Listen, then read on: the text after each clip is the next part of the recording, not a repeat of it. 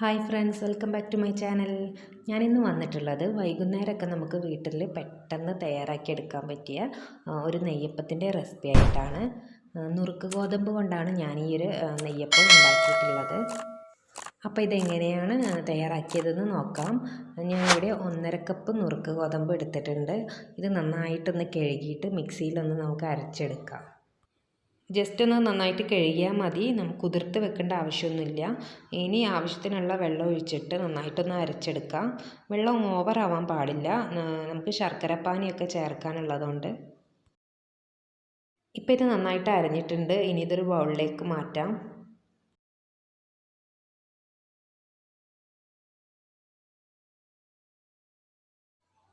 ഇനി ഇതിലേക്ക് ഞാൻ ശർക്കരയാണ് ചേർത്ത് കൊടുക്കുന്നത്. ഈ ശർക്കര ഞാൻ കുറച്ച് വെള്ളത്തിലിട്ടിട്ട് മെൽറ്റ് ചെയ്തിട്ട് ഫ്രിഡ്ജിൽ സൂക്ഷിച്ചതാണ്. ഇത് ആവശ്യത്തിനനുസരിച്ച് ചേർത്ത് കൊടുക്കാം. ഗോതമ്പ് നുറുക്ക് നമ്മൾ അരച്ചെടുക്കുമ്പോൾ കുറച്ചൊരു തിക്നെസ്സോട് കൂടി വേണം അരച്ചെടുക്കാൻ. ഈ ശർക്കരയൊക്കെ ചേർക്കുമ്പോൾ മാവൊന്ന് ലൂസാവും.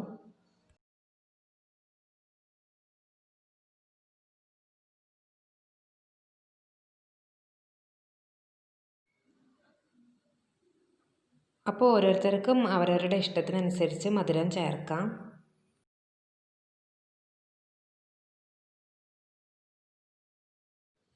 ഇനി ഇതിലേക്ക് ഒരു നുള്ള് ഉപ്പ് ചേർത്ത് കൊടുക്കുന്നുണ്ട്. അതുപോലെ തന്നെ കുറച്ച് തേങ്ങ ചിരണ്ടിയത് ഇട്ട് കൊടുക്കുന്നുണ്ട്. ഇത് ഞാൻ വെറുതെ ഒരു ടേസ്റ്റിന് വേണ്ടി ഇട്ട് കൊടുത്തതാണ്.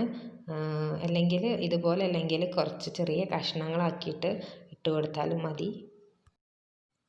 ഇനി ഇതിലേക്ക് ചെറിയ ജീരകം ഇട്ട് കൊടുക്കാം. അതുപോലെ തന്നെ കുറച്ച് കരിഞ്ജീരകം ഇട്ട് കൊടുക്കാം. ഇതൊക്കെ ഓരോരുത്തരുടെ ഇഷ്ടത്തിനനുസരിച്ച് അളവ് കൂട്ടിയും കുറച്ചൊക്കെ ഇട്ട് കൊടുക്കാം.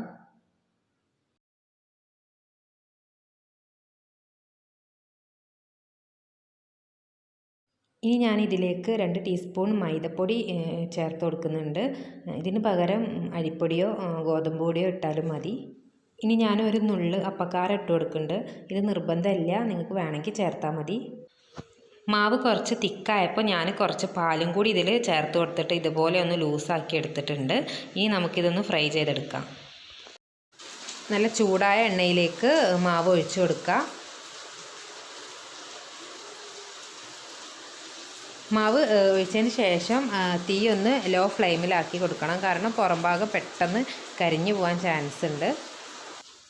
ഇനി ഇത് തിരിച്ചും മറിച്ചും ഇട്ടിട്ട് 2 ഭാഗവും നന്നായിട്ടൊന്ന് ഫ്രൈ ചെയ്തെടുക്കാം.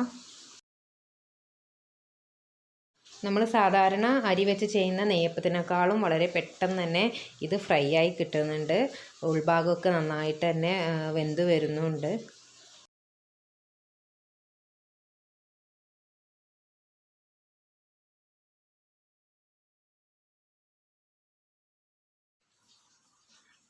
ഇതിപ്പോൾ റെഡി ആയിട്ടുണ്ട്. ഇപ്പോൾ കറക്റ്റ് ഒരു നെയ്യപ്പത്തിൻ്റെ കളറൊക്കെ വന്നിട്ടുണ്ട്. ഇനി ഇത് നമുക്കിതൊന്ന് കോരിയെടുക്കാം.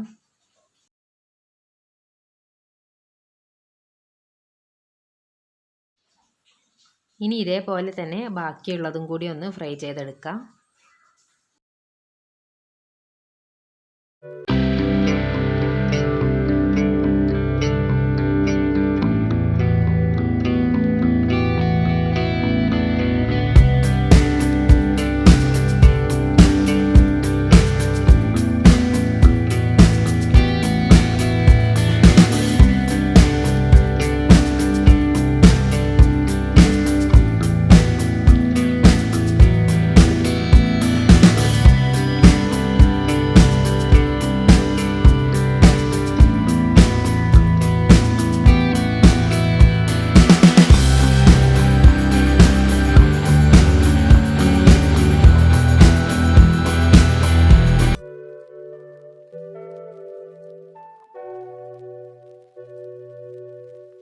അപ്പോൾ ബാക്കിയുള്ള എല്ലാം ഞാൻ ഇതേപോലെ തന്നെ ഫ്രൈ ചെയ്തെടുത്തിട്ടുണ്ട്.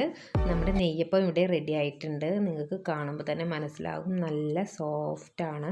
അപ്പോൾ നിങ്ങളെല്ലാവരും ഇത് വീട്ടിൽ ട്രൈ ചെയ്ത് നോക്കണം.